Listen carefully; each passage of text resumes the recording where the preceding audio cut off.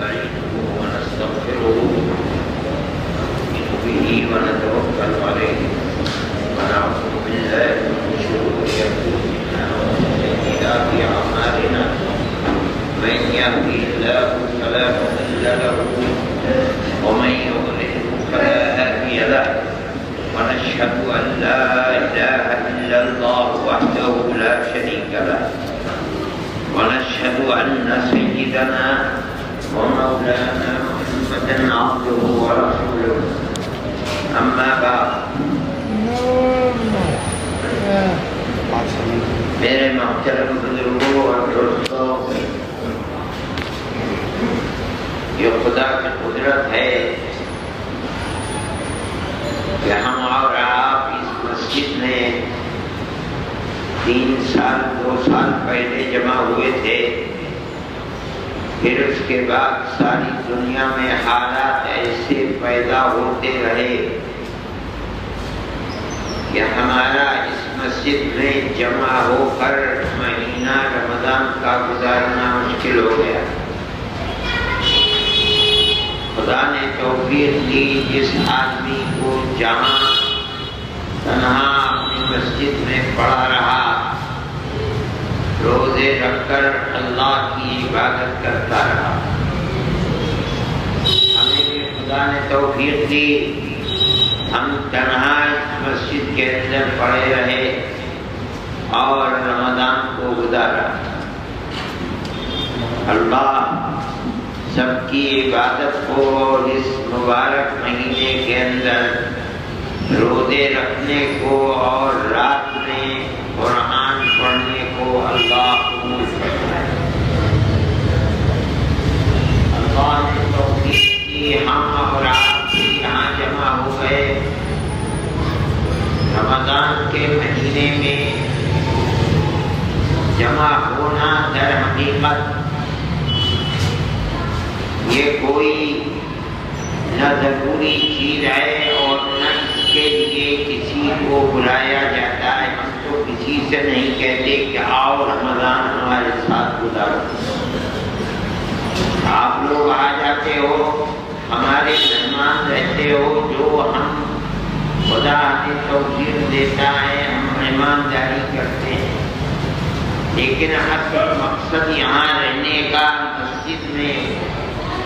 اس کے سوا کچھ نہیں ہے کہ رمضان کی اس مبارک گھڑی کے اندر آپ رات اور دن اللہ کا ذکر کریں۔ تھک جائیں تو سو جائیں، لیٹ جائیں، لیکن جاگتے ہوئے جتنا وقت گزرے وہ اللہ کے ذکر کے اندر گزرنا چاہیے، بلکہ ضروری ہے کہ گزرے، تاکہ کی برکات سے ہم سب کے سب مالا مال ہو سکیں۔ 11 مہینے آدمی اپنی ٹوٹی پھوٹی عبادت بھی کرتا ہے، لیکن اپنے لیے اپنے بچوں کے لیے کماتا بھی ہے، کھاتا بھی ہے، کھلاتا بھی ہے۔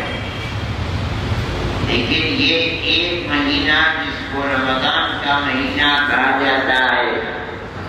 یہ دنیا کے کمانے کے لیے نہیں بلکہ صرف اور صرف اپنی آخرت کو بنانے کے لیے ہے۔ اس لیے وہ آدمی محروم ہے جو اس مبارک مہینے کو پائے اور اپنی آخرت کو آباد نہ کر سکے۔ نبی کریم علیہ السلام نے جن 3 آدمیوں کی محرومی کا ذکر فرمایا اور بد دعا کی ہے کہ ایسا کرنے والا محروم ہو جائے اللہ کی رحمت سے، اور جبریل امین نے اس کے اوپر آمین فرمایا ہے۔ ان 3 میں سے ایک آدمی یہ بھی ہے۔ رمضان کا مہینہ پایا اور اس کے باوجود وہ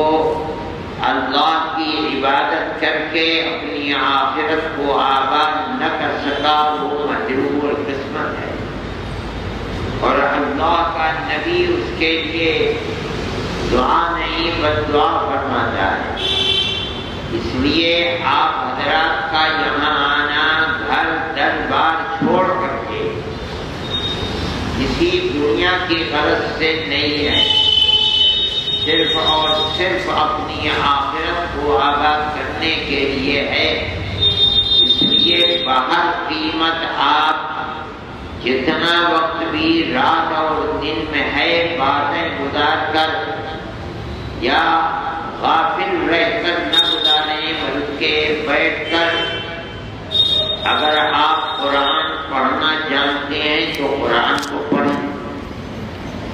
اگر آپ نہیں جانتے تو جو تسبیح آپ کو آپ کے شیخ نے بتائی ہے اس تسبیح کو پڑھیں۔ اگر کچھ بھی نہیں آئے تو بیٹھ کر کے اللہ اللہ اللہ اللہ کرتے رہیے، اپنے اللہ کو آواز دیتے رہیے، اپنی طرف متوجہ کرتے رہیے، نہیں تو لا الہ الا اللہ لا الہ الا اللہ لا الہ الا اللہ، اللہ کے سوا کوئی اللہ نہیں ہے، اسی کو پڑھتے رہیے۔ اس لیے غفلت اس مہینے کے اندر بہت بڑی معلومی کا سبب ہے، اور وہ انسان اللہ کی رحمت سے محروم ہے جس کو رمضان جیسا مہینہ ملا اور اس نے اپنی آخرت کو آباد نہیں کیا۔ ہم میں سے بہت سے لوگ ہیں جو بوڑھے ہو گئے، ہم خود بوڑھے ہیں، ہمیں توقع نہیں تھی کہ ہمیں پھر اللہ تعالی رمضان کی یہ مبارک گھڑیاں گزارنے کے لیے زندگی دے گا، لیکن ہمارے لیے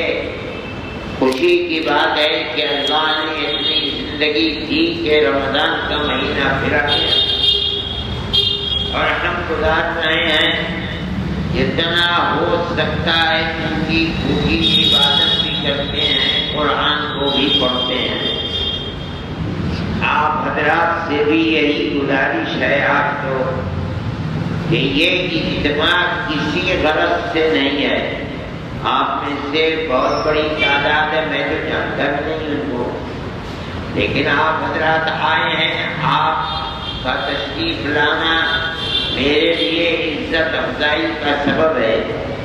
مقصد صرف اور صرف یہی ہے کہ یہاں رہ کر خدا کے اس گھر میں آپ عبادت کریں، ذکر کریں، اللہ کو یاد کریں، اللہ اللہ کریں، سبحان اللہ الحمدللہ لا الہ الا اللہ واللہ اکبر، یہ تسبیح پڑھیں۔ قرآن شریف آتا ہے تو اس ماہ مبارک کو قرآن سے بہت زیادہ تعلق ہے، اللہ نے قرآن کو اس مہینے میں اتارا ہے، اور نبی کریم علیہ السلام خود بھی قرآن پڑھا کرتے تھے کثرت سے، اور صحابہ کو بھی کثرت سے قرآن پڑھنے کی اس مہینے میں تلقین فرمایا کرتے تھے۔ جو جانتا ہے اس کو پڑھے، دیکھ کر نہیں پڑھا جاتا، سورہ فاتحہ الحمد شریف یاد ہے اسی کو پڑھتا ہے، قل هو اللہ احد یاد ہے قل هو اللہ احد ہی کو پڑھتا رہے۔ قرآن اس مہینے میں پڑھنے کی سب سے بہترین عبادت ہے، لیکن اگر کچھ بھی نہیں پڑھا جاتا تو کم سے کم اللہ اللہ اللہ کو کہا جاتا ہے۔ اس لیے اللہ اللہ کو کوئی ضرورت نہیں ہے کہ تسبیح ہاتھ میں لے کر پڑھے، خاموشی کے ساتھ یا ہلکی آواز سے اللہ اللہ اللہ کرتے رہو، اس کا بہت بڑا فائدہ اور بہت بڑا اجر اللہ عطا فرمائے گا،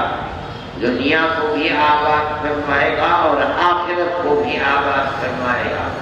لیکن اس کو چھوڑ کر دنیا کے لیے وقت کو گزارنا یہ تو بہت بڑی معلومی کی بات ہے۔ اللہ مجھے اور آپ کو دونوں کو زیادہ سے زیادہ اپنی عبادت اور ذکر کی توفیق عطا فرمائے، اور اس ماہ مبارک کو ہمارے لیے اپنی جنت تک پہنچنے کا اور اپنی رحمت سے بہراور ہونے کا ذریعہ بنا دے۔ وآخر دعوانا